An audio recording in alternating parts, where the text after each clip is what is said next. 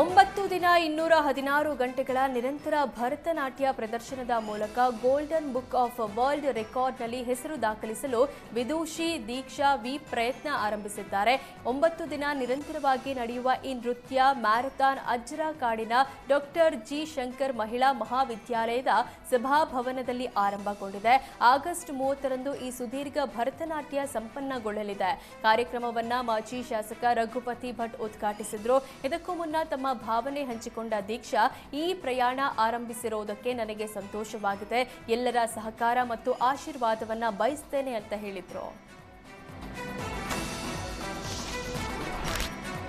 DK Shivakumar ಸದನದಲ್ಲಿ RSS ಗೀತೆ ಹಾಡಿದ ವಿಚಾರ ಕಾಂಗ್ರೆಸ್ನಲ್ಲೇ ಪರ ವಿರೋಧದ ಚರ್ಚೆಗೆ ಕಾರಣವಾಗಿದೆ. ಈ ಬಗ್ಗೆ ಮಾಜಿ ಸಚಿವ ರಾಜಣ್ಣ ಮಾತನಾಡಿದ್ದು, ಅವರು ಏನ್ ಬೇಕಾದ್ರೂ ಮಾಡಬಹುದು, ಆರ್ಎಸ್ಎಸ್ ಗೀತೆನೂ ಹಾಡಬಹುದು, ಅಮಿತ್ ಶಾ ಜೊತೆಗೆ ಹೋಗಿ ಡಯಾಸ್ ಮೇಲೆ ಕುಳಿತುಕೊಳ್ಳಬಹುದು.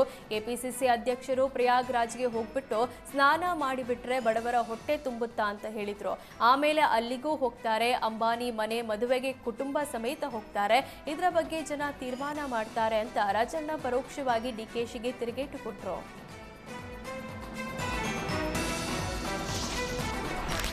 ವಿಧಾನಸಭೆಯಲ್ಲಿ ಡಿಸಿಎಂ ಡಿಕೆಶಿ ಆರ್ಎಸ್ಎಸ್ ಪ್ರಾರ್ಥನೆ ಹಾಡಿದ ವಿಚಾರಕ್ಕೆ ಪರೋಕ್ಷವಾಗಿ ಸಚಿವ ಪ್ರಿಯಾಂಕ್ ಖರ್ಗೆ ಅಸಮಾಧಾನ ವ್ಯಕ್ತಪಡಿಸಿದ್ದಾರೆ.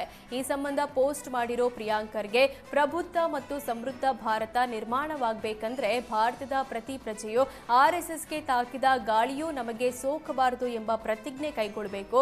ಜನಾಂಗೀಯ ದ್ವೇಷ, ವರ್ಣಾಶ್ರಮದ ಕ್ರೌರ್ಯಗಳನ್ನು ಒಳಗೊಂಡ ಆರ್ಎಸ್ಎಸ್ ಎಂಬ ವಿಷಕಾರಿ ಸಂಘಟನೆಯನ್ನ ಕಾಂಗ್ರೆಸ್ ಪಕ್ಷವು ಎಂದಿಗೂ ಶತ್ರುವಾಗಿಯೇ ನೋಡುತ್ತೆ ಅಂತ ಬರೆದುಕೊಂಡಿದ್ದಾರೆ. ವಿಧಾನಸಭೆಯಲ್ಲಿ ಡಿಸಿಎಂ ಡಿಕೆ ಶಿವಕುಮಾರ್ ಅವರು ಆರ್ಎಸ್ಎಸ್ ಗೀತೆ ಹಾಡಿದ್ದು ಸ್ವಾಗತಾರ್ಹ ಅಂತ ಅಶ್ವಥ್ ನಾರಾಯಣ್ ಹೇಳಿದ್ದಾರೆ. ಡಿಕೆಶಿ ಅವರು ಚಿಕ್ಕವರಾಗಿದ್ದಾಗ ಆರ್ಎಸ್ಎಸ್ನಲ್ಲಿದ್ರು ಅಂದಿದ್ದಾರೆ. ಅವರು ಯಾವ ಮನಸ್ಥಿತಿ ಇಟ್ಕೊಂಡು ಹೇಳಿದ್ರೋ ಗೊತ್ತಿಲ್ಲ. ಯಾರೇ ಆದರೂ ಆರ್ಎಸ್ಎಸ್ ಮೇಲೆ ಗೌರವ ಇಟ್ಕೋಬಹುದು, ಅದರ ಜೊತೆ ಸಂಬಂಧ ಇಟ್ಕೋಬಹುದು. ಅದು ಮನುಕುಲಕ್ಕೆ ಪೂರಕವಾದ ಸಂಸ್ಥೆ. ತುಂಬಾ ಜನ ಕಾಂಗ್ರೆಸ್ನವರು ಆರ್ಎಸ್ಎಸ್ ಅನ್ನ ವಿರೋಧಿಸುತ್ತಾರೆ. ಆದರೆ ಡಿಕೆಶಿ ಅವರಿಗೆ ಆರ್ಎಸ್ಎಸ್ ಬಗ್ಗೆ ಒಳ್ಳೆಯ ಭಾವನೆ ಇದೆ. ಡಿಕೆಶಿ ಒಳ್ಳೆಯದೇ ಮಾತಾಡಿದ್ದಾರೆ, ಅದಕ್ಕೆ ಸ್ವಾಗತ ಅಂತ ಹೇಳಿದ್ರು. ಸದನದಲ್ಲಿ ಡಿಕೆಶಿ ಆರ್ಎಸ್ಎಸ್ ಪ್ರಾರ್ಥನಾ ಗೀತೆ ಹೇಳಿರುವ ವಿಚಾರಕ್ಕೆ ಸಚಿವ ಸತೀಶ್ ಜಾರಕಿಹೊಳಿ ಪ್ರತಿಕ್ರಿಯೆ ಕೊಟ್ಟರು. ಡಿಕೆಶಿ ಯಾಕೆ ಹೇಳಿದ್ದಾರೆ, ಏನ್ ಹೇಳಿದ್ದಾರೆ ಎನ್ನುವ ಬಗ್ಗೆ ಅವರೇ ಸ್ಪಷ್ಟೀಕರಣ ಕೊಡಬೇಕು. ರಾಜಣ್ಣ ವಜಾ ಆಗಿರೋ ವಿಷಯನೇ ಬೇರೆ, ಡಿಕೆಶಿ ಆರ್ಎಸ್ಎಸ್ ಗೀತೆ ಹಾಡಿದ್ದೇ ಬೇರೆ.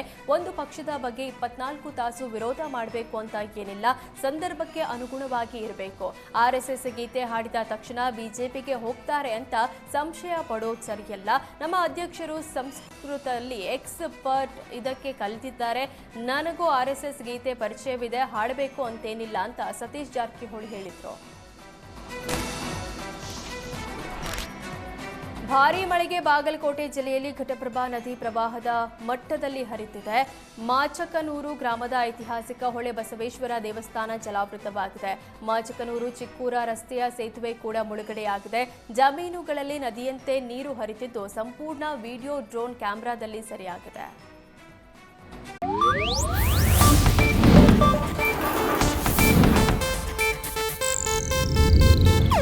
ಇದು ಏಷ್ಯಾನೆಟ್ ನ್ಯೂಸ್ ನೆಟ್ವರ್ಕ್ ಪ್ರಸ್ತುತಿ.